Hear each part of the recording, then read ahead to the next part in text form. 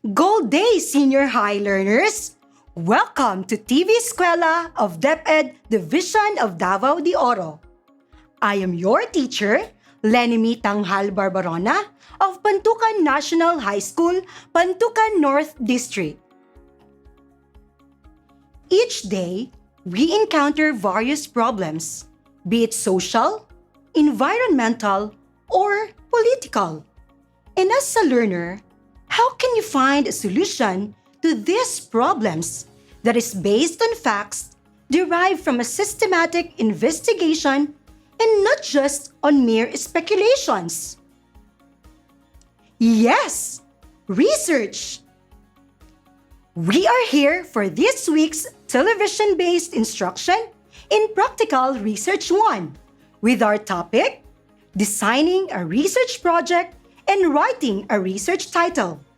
Your determination to learn in this lesson drives in the following objectives. You will be able to design your own research project based on the topic of your chosen interest. You will also learn the different procedures in writing a research title. Moreover, after formulating your research title, you will learn how to provide justifications for conducting research. We are now in Quarter 3, Module 2. Grab your notebook, pen, and your self-learning modules. But before we proceed to our discussion, let us first test your knowledge about research. Kindly identify what is being asked and write down your answer for each item. If the concepts seem new to you, just take a wild guess. Let's do it! Number 1. It is the technique of gathering data whereby you personally watch, interact, and communicate with the subjects of your research. You're right! The answer is observation. Number 2. It is the main treatment of a qualitative data. Yes! Very good! The answer is thematic analysis. Number 3. It is one of the parts of a qualitative research that expresses gratitude to organizations and individuals who significantly contributed in the accomplishment of the study. Got it right! The answer is acknowledgement. Number 4. A part of the introduction that describes the problem situation by considering global, national, and local forces, and with a discussion that starts from macro to micro level or general to specific. Yes! The answer is background of the study. Number 5. A data gathering technique that makes you verbally ask the participants questions to give answers to what the research study is trying to look for. If you have answered interview, then you're right. Designing a research project refers to a general approach that a researcher chooses to integrate the different components of the study in a coherent and logical means.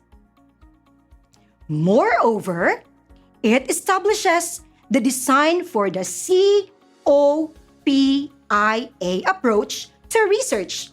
That is, collection, organization, presentation, interpretation, and analysis of data. Or let's just say COPIA to make it easy for you to remember. Let us first discuss data collection. There are 3 main methods of a data collection in a qualitative research.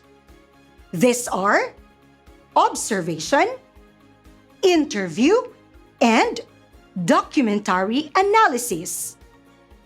Observation is a technique of gathering data whereby you personally watch, interact, and communicate with the subjects of your research.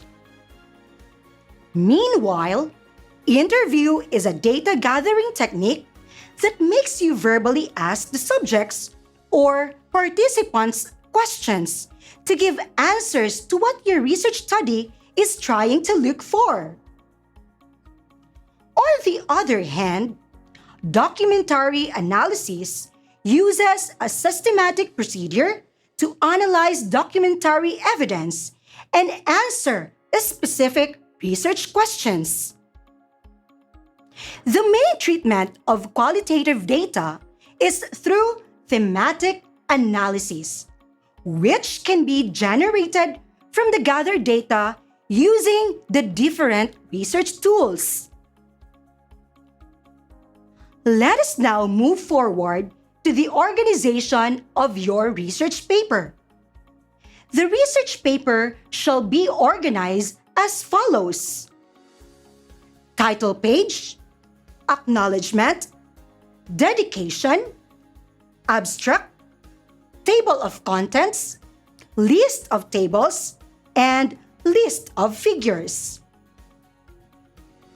The Chapter 1 is the introduction of your research paper, which includes the background of the study, statement of the problem, scope and delimitation, significance of the study, and the definition of terms.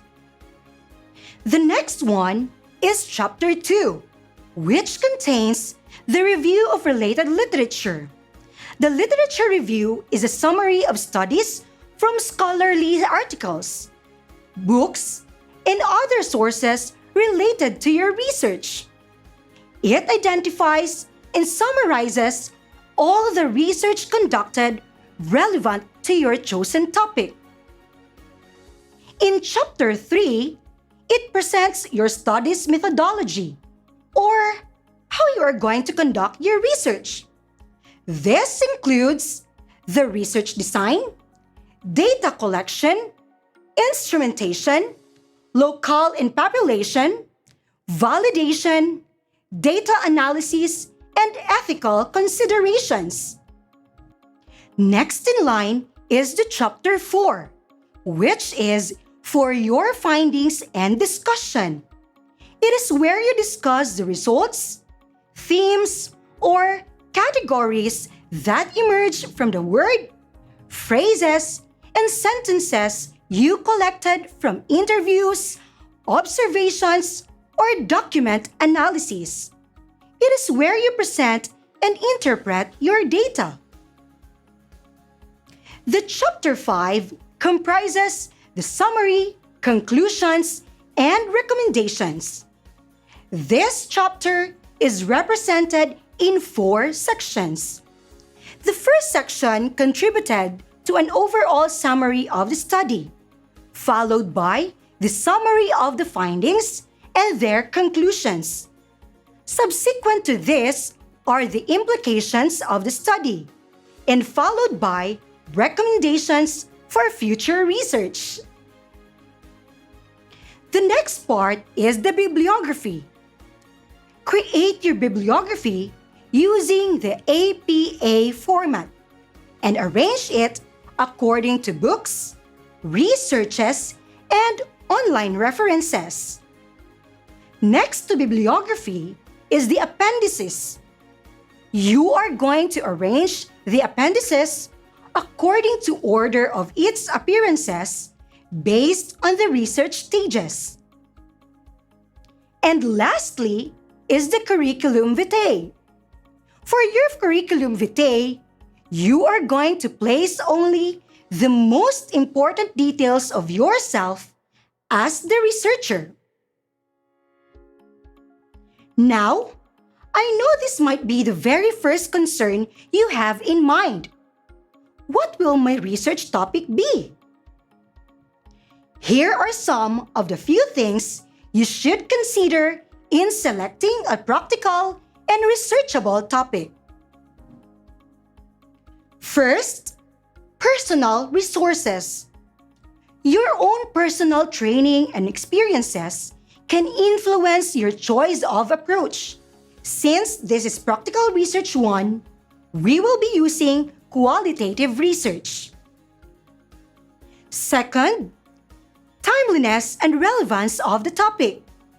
With the internet within our reach comes overloading of available sources of information. Thus, you must only identify the timely and relevant topic that you are willing to work on. Next, availability of information. In choosing a research topic, it is a must that you visit your library to check the availability of reading materials related to your chosen topic. If there is a scarcity of previous studies for your topic in your library, then you must go through the internet for additional searching of the information. If it is not also available in the internet, then it is good in advancing your qualitative investigation.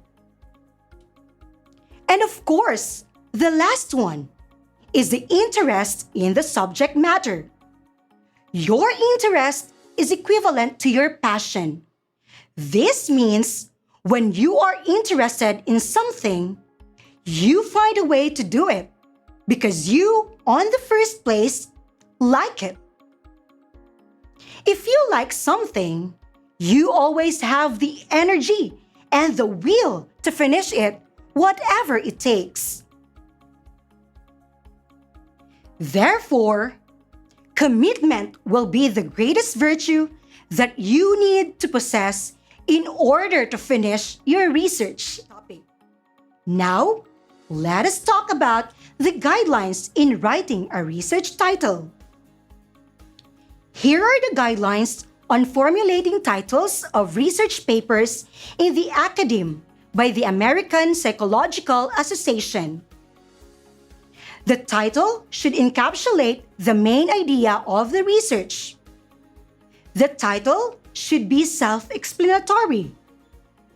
Identify theme, sub-theme, and the categories. Avoid using abbreviations. Use words that create a positive impression and stimulate readers' interest. The title may reveal how the paper will be organized. Do not include study of, analysis of, or similar constructions. Use current nomenclature or title from the field of study. Indicate accurately the subject and scope of the study. The recommended length of a research title is 10 to 12 substantive words, not including articles.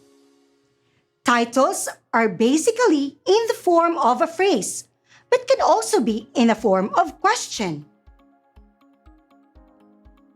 Title should identify the actual variables or theoretical issues being studied in the research. You can play with your title, which is only for qualitative research. Here are some examples of approved qualitative research titles.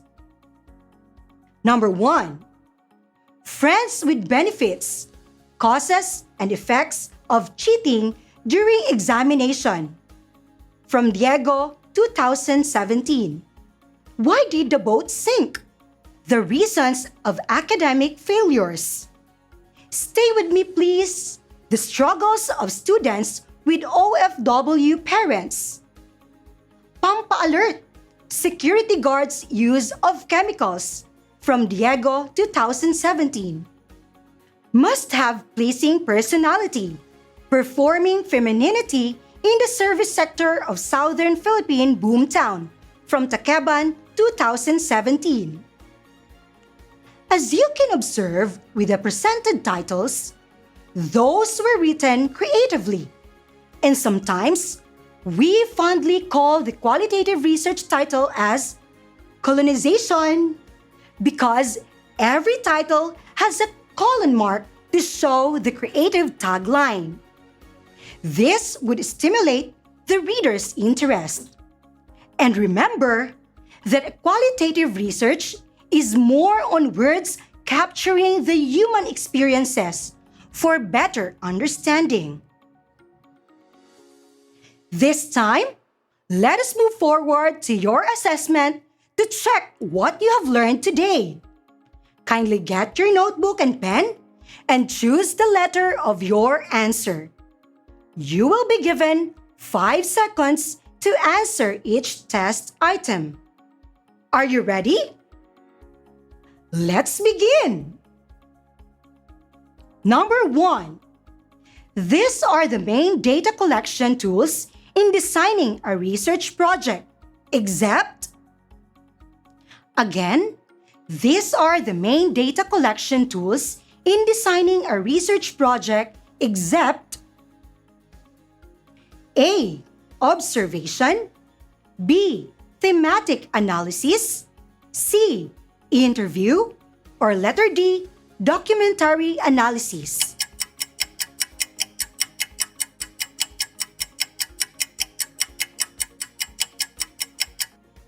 Marvelous! You're right! The answer is letter B, thematic analysis. Number 2. Based on the guidelines in selecting a topic, it pertains to the will and commitment of a researcher to finish the research.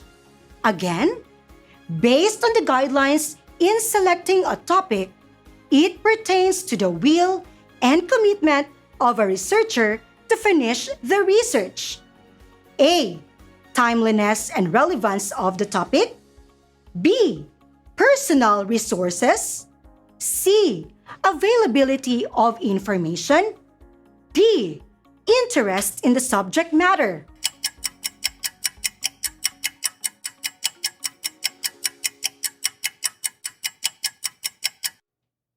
Fantastic! The answer is letter D, interest in the subject matter. Number 3. It is the recommended number of substantive words in a research title. Again, it is the recommended number of substantive words in a research title. A. 10 to 12. B. 12 to 14. C. 8 to 12. Or letter D. 4 to 8.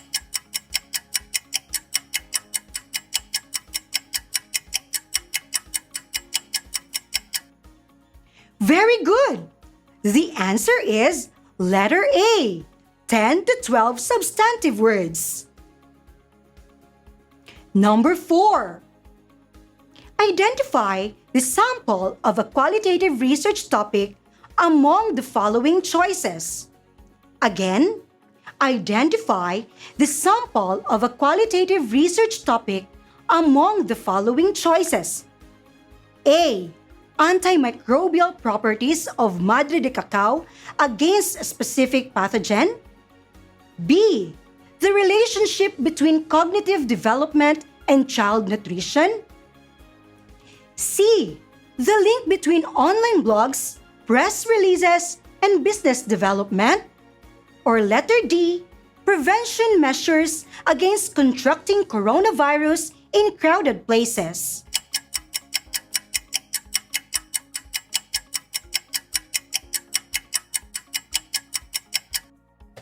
You got it right! Letter D. Prevention measures against contracting coronavirus in crowded places. Choices A, B, and C are best suited for quantitative research. Number 5. The following are examples of a qualitative research topic, except one. Again, the following are examples of a qualitative research topic, except one. A. Management of depression among school-going children. B. The impact of alcohol on a person's normal behavior. C. The link between academic achievement and economic status. Or letter D. Ethnic and socioeconomic reasons for poor school attendance in developing countries.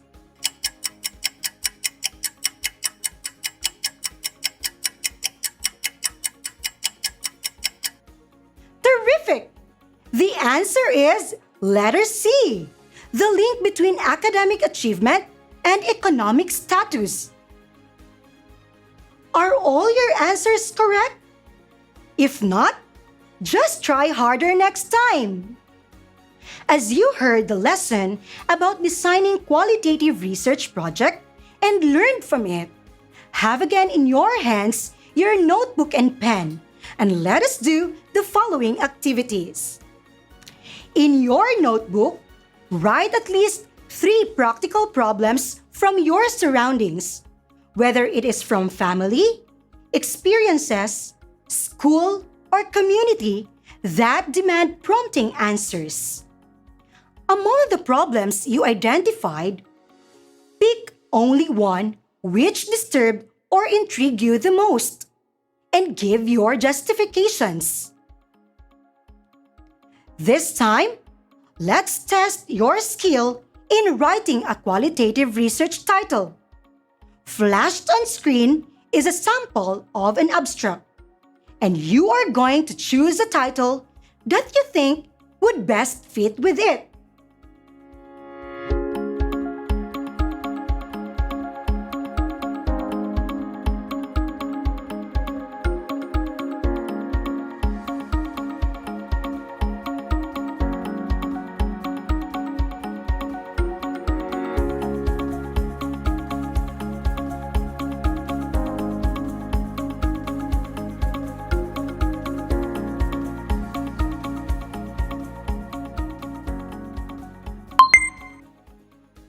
Now, choose which among these options is your title of the abstract.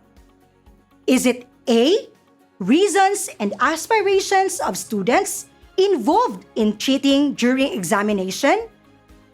B.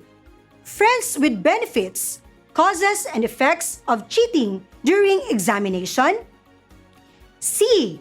Cheating during examinations as a behavior which is deeply rooted in the culture of pakikisama or social acceptance or liking, and utang na loob or debt of gratitude. Or letter D, cheating during examinations as triggered by peer influence. Have you chosen your title? Great! Now, what are the guidelines that you followed in choosing the title? Write it down in your notebook. These activities will be checked at the end of the week. Well, another session has ended. I hope that you learned a lot from today's lesson on designing a research project and writing a research title. This is Miss Leanemie Tanghal Barbarona from Pantukan National High School, Pantukan North District, saying, dito sa TV Eskwela, sa pag-aaral, sama-sama. Bye-bye!